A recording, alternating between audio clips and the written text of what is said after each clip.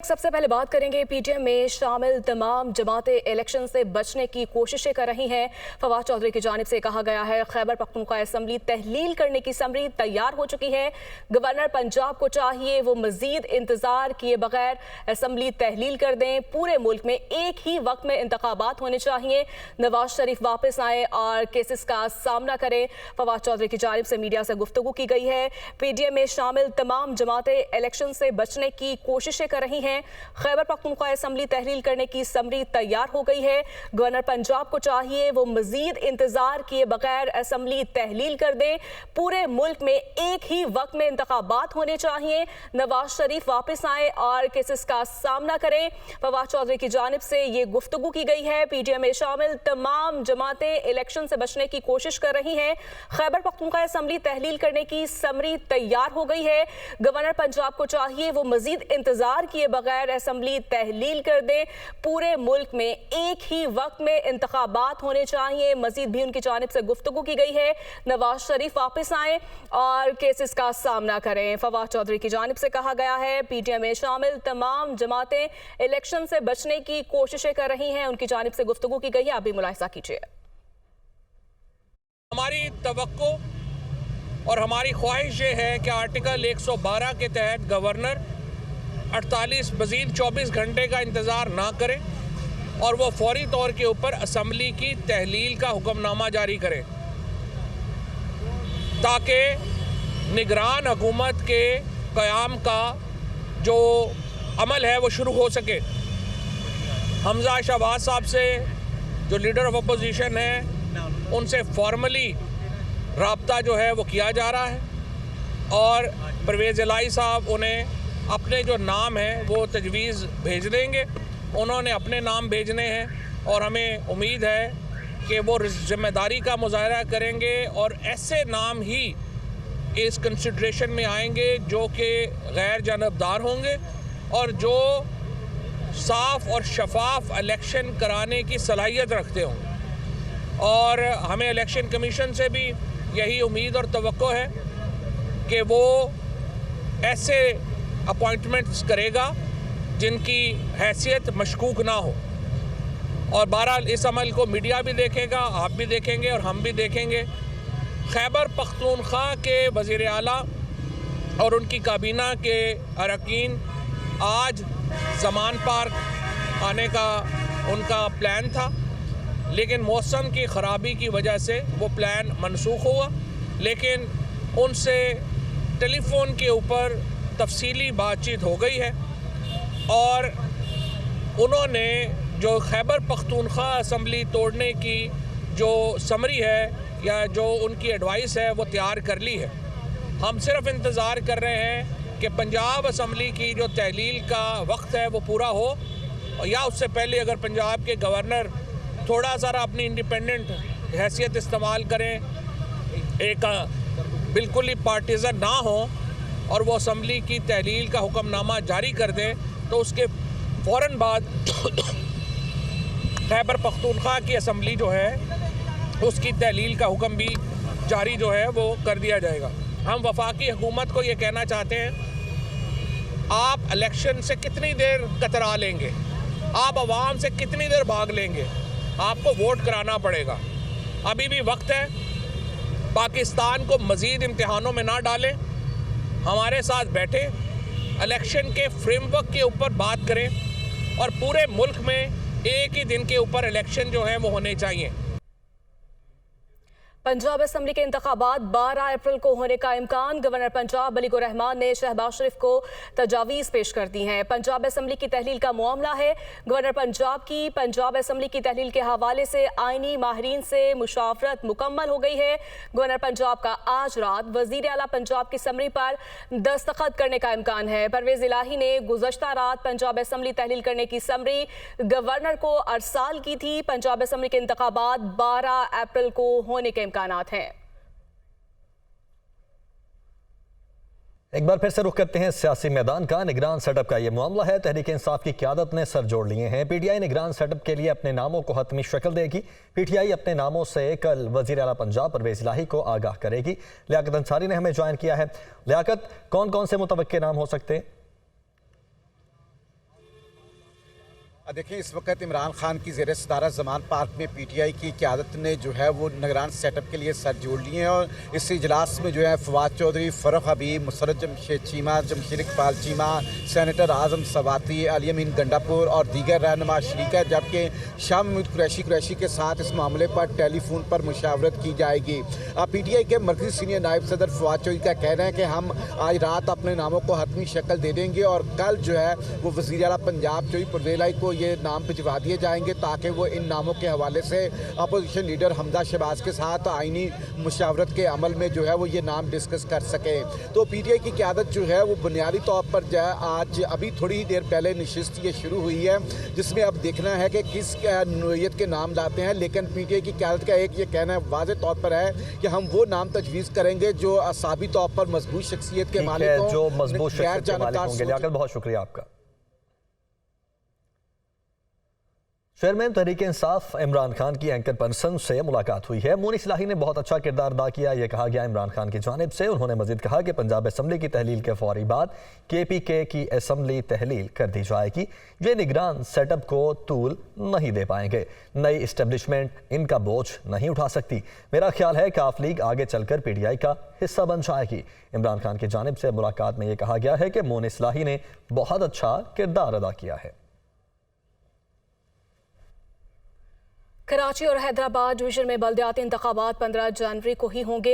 Election commission of Pakistan ने सिंध हुकूमत की बल्दियाती इंतखाबात मुलतवी करने की दरखास्त मुस्तरद करते हुए फैसला सुना दिया है। इस्लामाबाद से वकार अली सैयद की रिपोर्ट। सिंध हुकूमत की बल्दियाती इंतखाबात मुलतवी करने की दरखास्त मुस्तरद। कराची और हैदराबाद डिवीजन में बल्दियाती इंतखाबात 15 जनवरी को ही होंगे। इलेक्शन कमीशन ऑफ पाकिस्तान ने फैसला सुना दिया। इलेक्शन कमीशन का अहम इजलास chief election commissioner Sikandar Sultan Raja की ज़ेर सदारत हुआ। 3 सफ़ात पर मुश्तमिल तहरीरी फैसले में कहा गया है कि चीफ सेक्रेटरी और IG सिंध बल्दियाती इलेक्शन के दूसरे मरहले के लिए तमाम तर इंतजामात यकीनी बनाएं। सेक्रेटरी इलेक्शन कमीशन कराची पहुंचे और इंतखाबात के इनकाद के लिए हुकूमत और कानून नाफिज करने वाले अदारों से राब्ता करें। फैसले में कहा गया है कि सुप्रीम कोर्ट के फैसले और आइन के आर्टिकल 140A2 के तहत बल्दियाती इंतखाबात जरूरी हैं। जिला दादू की 2 तहसीलों में भी इंतखाबात मंसूब करने की सूबाई हुकूमत की दरखास्त मुस्तरद की जाती है। खैरपुर और नाथन शाह में इंतखाबात के लिए हालात साजगार हैं। आर्डर पर चीफ इलेक्शन कमिश्नर और चारों सूबाई मेंबरान के दस्तखत मौजूद हैं। इससे कबल समात के मौका पर इलेक्शन कमीशन ने सिंध हुकूमत के बल्दियाती इंतखाबात मुलतवी करने के इकदाम पर बरहमी का इजहार करते हुए कहा कि वफाकी हुकूमत हो या सूबाई हुकूमतें बल्दियाती इंतखाबात कराना नहीं चाहती। इस्लामाबाद बल्दियाती कानून में तरमीम का सारा मलबा भी इलेक्शन कमीशन पर डाला गया। सिंध में बल्दियाती इंतखाबात से 2 दिन पहले ऐन वक्त पर सिंध हुकूमत ने ऐसा इकदाम किया। वाज़ेह रहे कि सिंध हुकूमत ने गुज़िश्ता रोज कराची, हैदराबाद और दादू में 15 जनवरी को होने वाले बल्दियाती इंतखाबात मुलतवी करने का ऐलान करते हुए नई हल्का बंदियों से मुतल्लिक नोटिफिकेशन भी वापस ले लिया था। कराची और हैदराबाद में बल्दियाती इंतखाबात कब होंगे अभी कोई फैसला नहीं हुआ है। शर्जील मेमन की जानिब से ये गुफ्तगू की गई है। अभी हतमी तौर पर कुछ नहीं कह सकता हूँ। MKM के हल्का बंदियों के खदशात पर ही सिंध हुकूमत ने फैसला किया था। कानूनी माहिरीन की टीम हर पहलू को देखेगी, फिर ही ये फैसला किया जाएगा। शर्जील मेमन की जानिब से ये गुफ्तगू की गई है। कराची और हैदराबाद में बल्दियाती इंतखाबात कब होंगे अभी कोई फैसला नहीं हुआ है। अभी हतमी तौर पर कुछ नहीं कह सकता हूँ। MKM के रहनुमाओं की जानिब से कहा गया कि इंतखाबी अमल को शफाफ बनाना इलेक्शन कमीशन की जिम्मेदारी है। फैसल सब्जवारी ने कहा सिंध हुकूमत ने लोकल गवर्नमेंट एक्ट के तहत हल्का बंदियां की, नई यूनियन काउंसिल्स भी बनाई गई। बल्दियाती इंतखाबात से पहले हद बंदियों को ठीक करना होगा। फरोग नसीम, मुस्तफ़ा कमाल ने भी प्रेस कॉन्फ्रेंस से खिताब किया। गवर्नमेंट ऑफ सिंध ने जब डिटर्मिनेशन ऑफ यूनियन काउंसिल्स और यूनियन कमेटीज़ का नोटिफिकेशन विड्रॉ कर लिया तो इसका मतलब है कि कोई आज की तारीख में डीलिमिटेशन मौजूद नहीं है। गुजारिश यही है कि ये इलेक्शन जब तक डीलिमिटेशन इसका प्रॉपर नहीं होगा, कोई इलेक्शन जो है वो वॉइड होगा। जिन इंतखाबात की इंतखाबी फहरिस्तों से लेकर उनकी हल्का बंदियाँ शफाफ नहीं हैं, ये है हमारा बुनियादी सवाल। इलेक्शन कमीशन से जो हम लेकर गए, सुप्रीम कोर्ट तक गए, अदालतों में मर्दमशुमारी को चैलेंज किया, पॉलिटिकल गवर्नमेंट के साथ मुआहदे में आए, PTI के साथ तो पहला नुक्ता रखा मर्दमशुमारी की इस्लाह का। PDM की हुकूमत के साथ हम इत्तेहाद में आए तो नुक्ता अव्वल हमने मर्दमशुमारी को बनाया। जिनको इस बात की जल्दी पड़ रही है कि बल्दियाती इंतखाबात हो जाएं, इनको किसी ने, बाबा ने शायद कह दिया था कि तुम्हारा कोई इतने करोड़ रुपए खर्च कर लोगे तो तुम्हारा मेयर बन जाएगा, जितने बैनर लगा लोगे उतनी यूसियां आ जाएंगी, ऐसा होने नहीं जा रहा। मुत्तहिद, मुनज़्ज़म और फ़ाल एमक्यूएम जब ग्राउंड में उतरेगी तो इनकी जितनी इन्वेस्टमेंट है और इनके इन्वेस्टर्स की जितनी इन्वेस्टमेंट है वो सारी की सारी फारिग हो जाएगी। इलेक्शन से कोई नहीं भाग रहा है, हम तो आपको भगाने के मूड में हैं। इस जंग को हम आखिर वक्त तक लड़ेंगे और जिस दिन शफाफ हल्का बंदियों के ऊपर इंतखाबात होंगे, न सिर्फ ये कि मुत्तहिद और मुनज़्ज़म और फ़ाल और मुतहर्रिक एमक्यूएम इंतखाबात लड़ेगी, बल्कि इन सबसे जीत कर भी दिखाएगी। इलेक्शन से ज़्यादा इस कल के इवेंट की परेशानी है। वो पहले भी नहीं हो रहा था उनका काम, अब उनको लग गया कि बिल्कुल ही काम उतर गया सारा, इतने सारे पैसे लगा दिए हैं, पैसे जो डूब गए। तो बल्दियाती इंतखाबात होंगे या नहीं, एमक्यूएम डट गई है। एमक्यूएम ने कल शाम कारकुनों का हंगामी इजलास तलब कर लिया है। खालिद मकबूल सिद्दीकी हफ्ते को हंगामी इजलास में अहम ऐलान करेंगे। खालिद मकबूल सिद्दीकी की सरबराही में हंगामी इजलास, अहम फैसले मुतवक्के हैं। एमक्यूएम ने कल शाम कारकुनों का हंगामी इजलास बुला लिया है। खालिद मकबूल सिद्दीकी हफ्ते को हंगामी इजलास में अहम ऐलान करेंगे, जबकि खालिद मकबूल सिद्दीकी की सरबराही में हंगामी इजलास और अहम फैसले इस इजलास में मुतवक्के हैं। बात करेंगे सिंध बल्दियाती इंतखाबात का दूसरा मरहला। इलेक्शन कमीशन सेक्रेटेरिएट में 3 दिन के लिए मरकजी कंट्रोल रूम कायम कर दिया गया है। इलेक्शन कमीशन के मुताबिक मरकजी कंट्रोल रूम नताइज आने तक बिला तातुल काम जारी रखेगा। इस्लामाबाद से सीनियर अफसरान इंतखाबी अमल की मॉनिटरिंग करेंगे। इलेक्शन कमीशन के मुताबिक पोलिंग के दौरान किसी किस्म की मुदाखलत को बर्दाश्त नहीं किया जाएगा। इलेक्शन कमीशन की जानिब से ये मौक़िफ़ सामने आया है। सिंध बल्दियाती इंतखाबात का ये दूसरा मरहला है। इलेक्शन कमीशन सेक्रेटेरिएट में 3 दिन के लिए मरकजी कंट्रोल रूम कायम कर दिया गया है।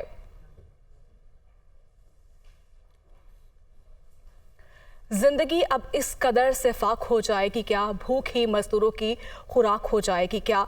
गंदम की पैदावार में दुनिया का 7वां बड़ा मुल्क कहलाने वाला पाकिस्तान में गरीब आटे को तरसने लगे हैं। आटा उसी को मिलेगा जिसका नसीब अच्छा होगा। पाकपतन में आटे के लिए कुरानंदाजी होने लगी है।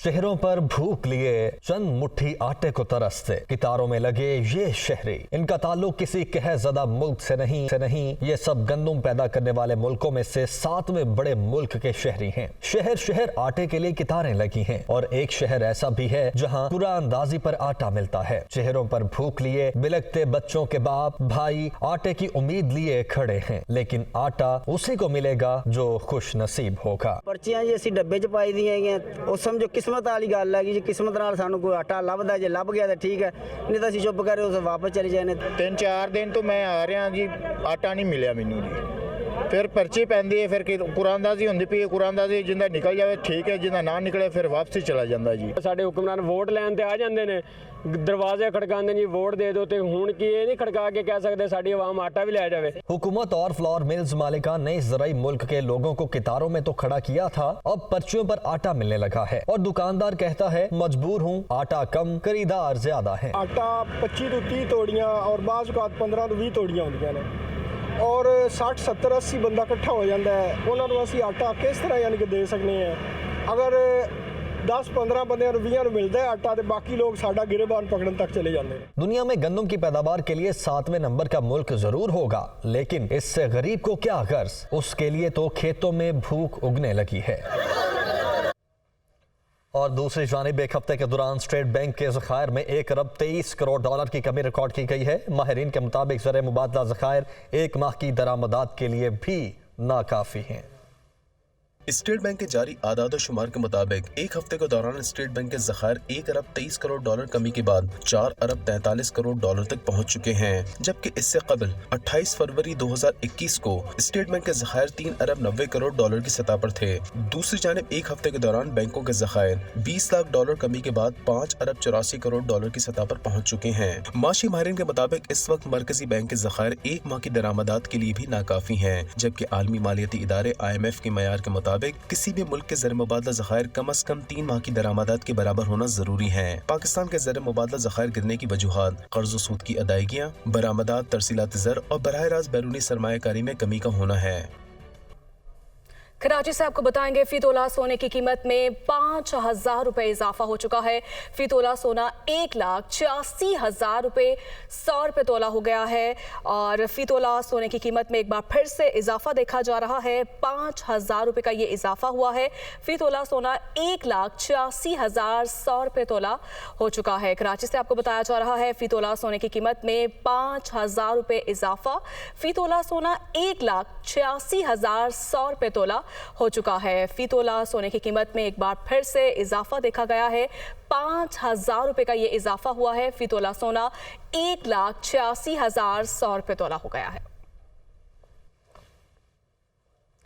खैबर पख्तूनख्वा में अमन अमान की खराब सूरत हाल के बायस पर बिजली के मंसूबे रुक गए हैं। सबात और शांगला में हाइड्रो पावर प्रोजेक्ट्स पर काम बंद हो गया है। पेशावर से आमिर जमील की रिपोर्ट देखिए। खैबर पख्तूनख्वा में अमन अमान की खराब सूरत हाल के बायस 2 अजला में पन बिजली के मंसूबे रुक गए। सवात और शांगला में 2 पावर प्लांट्स पर काम गुज़िश्ता साल से बंद है। सूबाई महकमा तवानाई की दस्तावेज के मुताबिक गुज़िश्ता साल मई में चाइनीज इंजीनियर के जाने के बाद सवात के गोरकन मटलतान में 84 मेगावाट के पावर प्लांट पर काम बंद है, जबकि शांगला के 11.8 मेगावाट के करोड़ा हाइड्रो पावर स्टेशन पर गुज़िश्ता साल 20 मई से काम बंद है। शांगला के करोड़ा हाइड्रो पावर स्टेशन पर तामीराती काम तो मुकम्मल किया जा चुका है, लेकिन इसका इफ्तिताह ताहाल नहीं हो सका। बंद होने वाले बिजली घरों से मजमूई तौर पर 95 मेगावाट से जायद बिजली पैदा होना थी।